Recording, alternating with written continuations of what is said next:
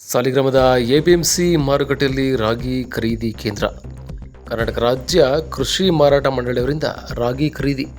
ಹೌದು, ಸಾಲಿಗ್ರಾಮ ಪಟ್ಟಣದ ಎಪಿಎಂಸಿ ಮಾರುಕಟ್ಟೆಯಲ್ಲಿ ಕರ್ನಾಟಕ ಕೃಷಿ ಮಾರಾಟ ಮಂಡಳಿ ರಾಗಿ ಖರೀದಿ ಏಜೆನ್ಸಿಯಾಗಿ ನೇಮಿಸಲಾಗಿದ್ದು, ಅವರಿಂದ ರಾಗಿ ಖರೀದಿ ಮಾಡಲಾಗುತ್ತಿದೆ.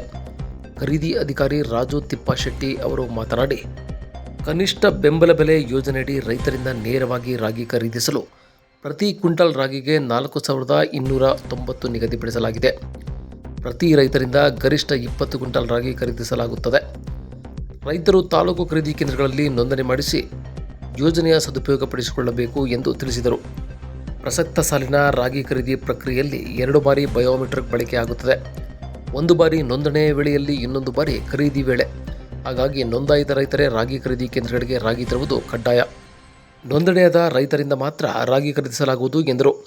ಮಾರ್ಚ್ 14ರಿಂದ ಸಾಲಿಗ್ರಾಮದ ಮಾರುಕಟ್ಟೆಯಲ್ಲಿ ರೈತರು ಬೆಳೆದಂತಹ ರಾಗಿಯನ್ನು ಯಾವುದೇ ಸಮಸ್ಯೆ ಇಲ್ಲದೆ ನೇರವಾಗಿ ಖರೀದಿ ಮಾಡಲಾಗುತ್ತಿದೆ. ಖರೀದಿ ಮಾಡಲು ಗರಿಷ್ಠ ಲೇಬರ್ ಕೆಲಸ ಮಾಡುತ್ತಿದ್ದು, ರೈತರ ಕಾಯುವುದು ಕಡಿಮೆಯಾಗಿದೆ.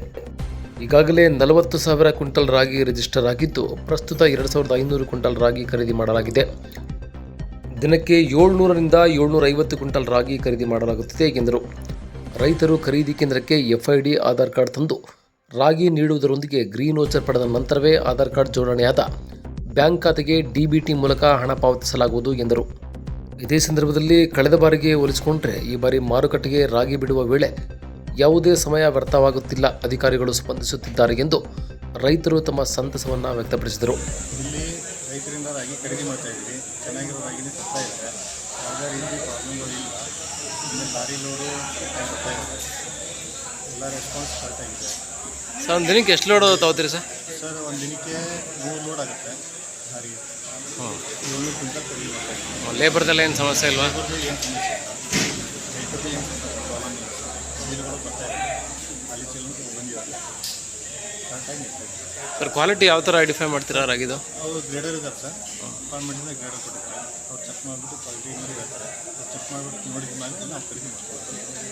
ಈಗ ಹಬ್ಬ ಇರೋದ್ರಿಂದ 29, 30, 31 ರಜೆ ಗೊತ್ತಿದೆ. ರಂಜಾನ್ ಇದೆ,